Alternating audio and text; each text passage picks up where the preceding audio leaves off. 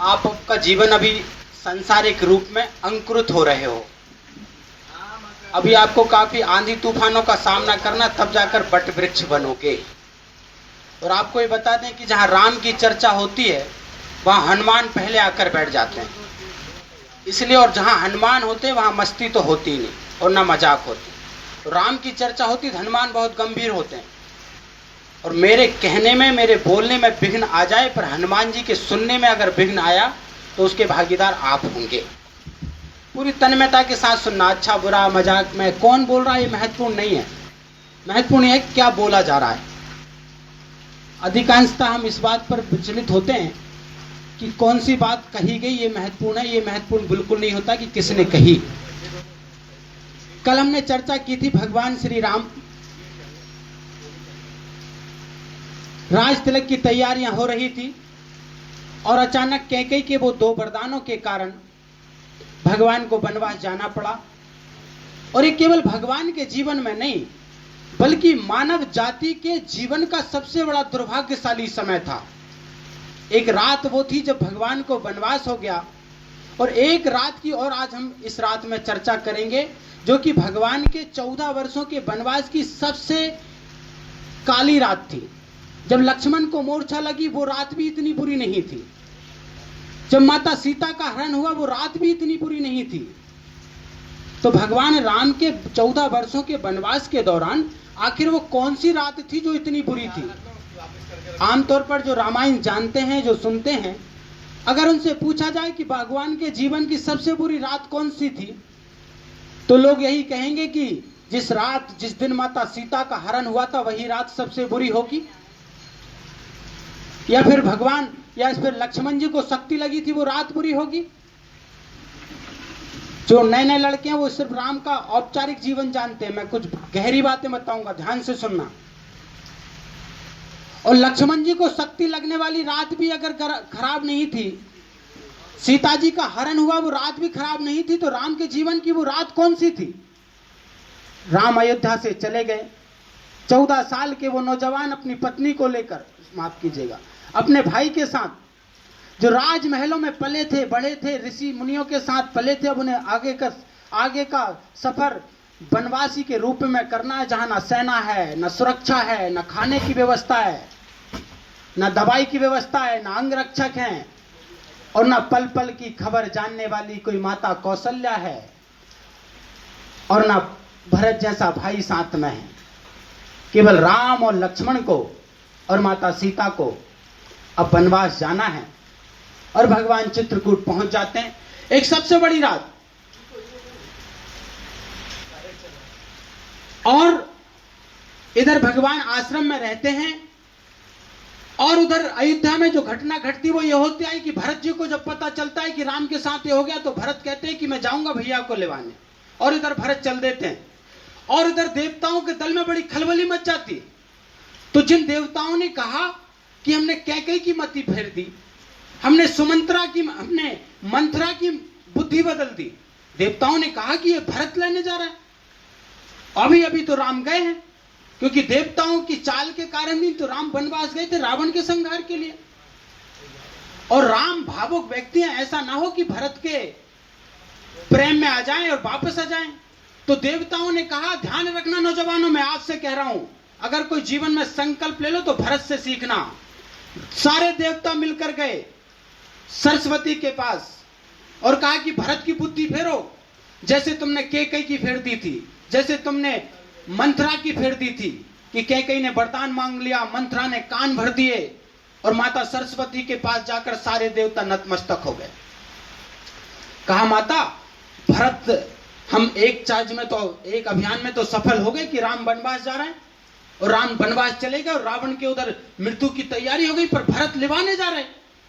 और हम जानते हैं राम को अगर भरत वहां विलाप करेंगे, अनुरोध करेंगे, तो राम इतने पक्के हृदय के नहीं है, अपने भाई के प्रेम में कहीं टूट ना जाए और वापस ना आ जाए, वरना उधर रावण का क्या होगा, जो देवता ने पूरे जाल बिछाया। तो बोले अब क्या करना है। तो बोले आप सरस्वती से प्रार्थना की देवताओं ने कि एक काम करो, आप भरत की मति बदल दो। आप भरत की बुद्धि बदल दो। सरस्वती ने कहा, मैं आपसे कह रहा हूं नौजवान, सरस्वती ने कहा कि देखो, आपके कहने पर मंथरा की बुद्धि बदल दी, आपके कहने पर कैकेयी की बुद्धि बदल दी, पर भरत ऐसे संकल्पशील व्यक्ति हैं कि भरत की बुद्धि मैं नहीं बदल सकती। तो मैं आपसे कह रहा हूं कि जीवन में अगर कोई संकल्प ले लो, कुछ करने का इरादा कर लो, कुछ बनने की ठान लो, तो फिर इतने मजबूत रहना अपने संकल्प के प्रति कि सरस्वती भी तुम्हारी बुद्धि खराब ना कर पाए। अधिकांश होता है जब आदमी उन्नति की उच्च शिखर पर पहुंचने वाला होता है, तो कभी देवताओं द्वारा ही सही, कभी राक्षसों द्वारा ही सही, सरस्वती से अनुरोध किया जाता है कि इसकी बुद्धि नष्ट कर दो, और सरस्वती हमारी बुद्धि को गड़बड़ कर देती है, और क्या बनने वाले थे और क्या बन जाते हैं, ये सब परमात्मा के हाथों में। और भरत भगवान को लेने के लिए गए। माता सरस्वती ने कहा कि मैं ये नहीं कर सकती, पर मैं इतना जरूर करती हूं, मैं राम की बुद्धि को तीक्ष्ण कर सकती हूं कि वो भरत की बातों में नहीं आएंगे, मैं इतना जरूर कर सकती हूं। बोले यही सही, हम तो ये चाहते हैं कि राम वापस अयोध्या ना आए, और रावण के संहार के लिए वनवास राम का जरूरी है। देवतान का आप कुछ भी करिए, अगर भरत की बुद्धि नहीं बदल सकती तो राम की बुद्धि को मजबूत कर दीजिए। और भरत चले जाते हैं। उधर जब वनवास में भगवान राम जाते हैं तो वन देवी प्रकट होती है, क्योंकि और राम से कहती है कि राम, अब तुम्हें 14 बरस मेरे सानिध्य में रहना है। तुम राजमहलों में तो खूब रहे, अब 14 बरस तो तक वन में रहना है। वन देवी ने कहा, मांगो भरत, क्या राम क्या मांगते हो? एक भाई का प्रेम देखना, एक भाई के प्रति। जो राम ने मांगा वो आप जानकर हैरान हो जाएंगे। क्या मांगता कोई भी व्यक्ति? यही कि जिस वन में रहना है, अगर हमसे मकान मालिक कहे कि आपको यहाँ रहना है किराएदार से, तो क्या क्या चाहते हो मुझसे? तो यही कि सर पानी ना आए, टाइम पर पानी आ जाए, जो सुख सुविधाओं की चीज है हमारी, वही मांगेंगे। लेकिन धन्य है राम ने वन देवी से कहा कि देवी, अगर मुझे कुछ देना ही चाहती हो तो जिस रास्ते से मैं होकर आया हूं उस रास्ते के कांटे हटा दो। वन देवी बड़ी हैरान हुई, कहा राम ये क्या मांगते हो? अरे जिस रास्ते पर तुम्हें आगे जाना है, अगर उस रास्ते के कांटे हटाने की बात करो तो समझ में आता है कि हमें आगे जाना है, कांटे हटा दो। लेकिन जिस रास्ते से तुम आ चुके हो उसके कांटे हटाने की बात, ऐसा क्यों? आपका यह अनुरोध राम मैं स्वीकार करती हूं, पर मैं विनती करती हूं कि मुझे इसका कारण बताया जाए। राम ने जो कारण बताया वो आज के भाई भाई में जो विवाद होते हैं, छोटी सी जमीन, छोटे से लेन देन पर, इन भाइयों को सीखने की जरूरत है। राम ने कहा कि देवी मैं जानता हूं कि मेरा भाई भरत मुझे ढूंढते ढूंढते इसी रास्ते से आएगा और कहीं उसे कांटा ना चुभ जाए, इसलिए उस रास्ते के कांटे हटा दो जिस रास्ते से मैं आया हूं। और वन देवी ने सवाल किया राम से कि राम, ये मेरे सवाल का जवाब नहीं है, मैं संतुष्ट नहीं हूं इस जवाब से। कहा क्यों? कहा राजा दशरथ के पुत्र भरत, अयोध्या की चतुर्भुज सेना के सेनापति भरत और स्वयं राम के भाई क्या इतने नाजुक हैं, क्या इतने कोमल हैं कि उनके कांटे गड़ जाएंगे? राम ने कहा देवी अगर सच ही जानना चाहती हो तो सच्चाई तो यह है कि भरत तो वज्र के बने हैं, उन्हें कांटा नहीं चुभेगा। लेकिन जब वो मुझे ढूंढते ढूंढते आएंगे और उन्हें रास्ते में कांटे दिखेंगे तो इस बात से दुखी हो जाएंगे कि इन्हीं कांटों से होकर मेरे भाई राम गए हैं। इसलिए मैं चाहता हूं कि जब वो इस रास्ते पर आए तो उनको पता ही ना चले कि मैं किन कांटों से होकर आया हूं। तो याद रखना, जिस मुसीबत से होकर गए हो, हमें लगता है हम किसी के सामने रोते, अगर सच्चा प्रेम करते हो, पत्नी से हो प्रेम, माँ बाप से हो, भाई से हो, तो उसके सामने अपनी मुसीबत रोना नहीं है, ऊपर वाले से प्रार्थना करना कि हमारी तकलीफ उस तक ना पहुंचे, यही हमारी प्रार्थना होगी। धन्य है वो वन देवी। और वन देवी ने कहा राम मैं धन्य हुई तुम्हारे जैसे राम को मेरे सानिध्य में 14 साल रहना पड़ेगा। और भगवान राम उस आश्रम में रुके।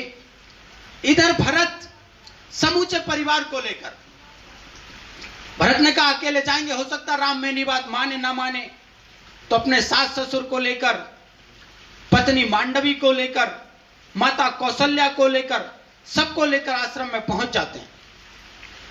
और वहां पर बहुत विस्तार से वार्तालाप होता है। लेकिन मैं एक बात बता दूं कि हमें बताया गया कि कैकेयी बड़ी, हमें आज तक कोई माता पिता अपने बच्चों का नाम कैकेयी नहीं रखते।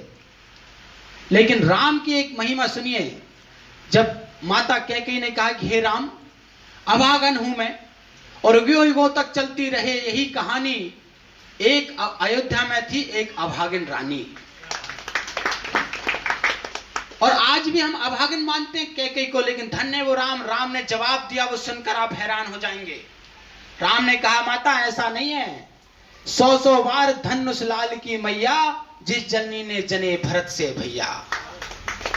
उन्होंने कहा माता आप अपने आप को अभागन मत करिए, आप अपने आप को अभागन मत समझिए। अरे जिसने भरत जैसे भाई को जन्म दिया हो वो माता अभागन कैसे हो सकती है? और भरत ने अनुरोध किया राम से। राम की बुद्धि तो सरस्वती पहले ही मजबूत कर चुकी थी। राम ने कहा कि भरत, मैं किसी भी हालत में अयोध्या नहीं जाऊंगा, पिताजी के आदेश का पालन होगा, लेकिन मैं एक प्रार्थना करता हूं भरत, कि अयोध्या के लोगों को किसी प्रकार की भी तकलीफ ना हो, तुम्हें मेरे दूत की तरह अयोध्या का सिंहासन संभालना है।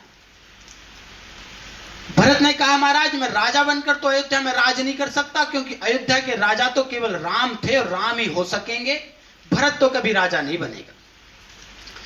लेकिन आपकी चरण उपाधिकाएं रखकर मैं अयोध्या वासियों की सेवा करूंगा। और वो सर राम के चरणों में झुक गया। और जिन सरों पर चरण उपाधिकाएं राम की रखी गई वो सिर भी है, कोई मामूली सिर नहीं था, वो सिर भी वो था जहां अयोध्या का राज मुकुट भरत के सिर पर रखना था, वहां पर चरण उपाधिकाएं रखा जाए। इसलिए मैं कहता हूं नौजवानों, किसी भी हाल और किसी भी परिस्थिति में जब फंस जाओ, जब जीवन में चारों तरफ अंधेरा हो, तो राम से सीख लेना कि मां बाप की आज्ञा का पालन, और जो निश्चय कर लिया कि वनवास जाना है, उस निश्चय को मानकर भगवान राम आगे का वनवास कहते हैं। और वनवास में बंदेवी ने सारी व्यवस्थाएं कर दी थी। एक झोपड़ी में, आप आगे की कथा जानते हैं, भगवान राम रहे, माता सीता का हरण हुआ, माता सीता का हरण हुआ। अब माता सीता का हरण करने में भी देवताओं का ही हाथ था, ऐसी एक कथा में आता है। क्योंकि जब तक राम को इतना बड़ा आघात ना पहुंचे, ये रावण भी शिव का भक्त था, उसके संहार के लिए भी उससे एक बड़ी गलती होना बहुत अनिवार्य है। जैसे कि हम एक पुलिस वाले को सामान्य रूप से कोई सस्पेंड कर सकता है, लेकिन अगर एसपी को सस्पेंड करना हो तो उससे एक बड़ी गलती होना जरूरी है। तो रावण के संहार के लिए सीता का हरण किया गया, मारीच को सोने का मृग बनाया गया। सोने का मृग, आप जानते हैं कि माता सीता को वो सोने का मृग पसंद आया, और राम को यह कहा गया कि सोने का मृग मुझे चाहिए हर हाल में। राम माता सीता की आज्ञा का पालन करते हुए उस सोने के मृग को लेने के लिए जाते हैं, और इतने में ही छलका रावण। और एक बात याद और रखना, जीवन में बहुत ऐसे मोड़ आते हैं जब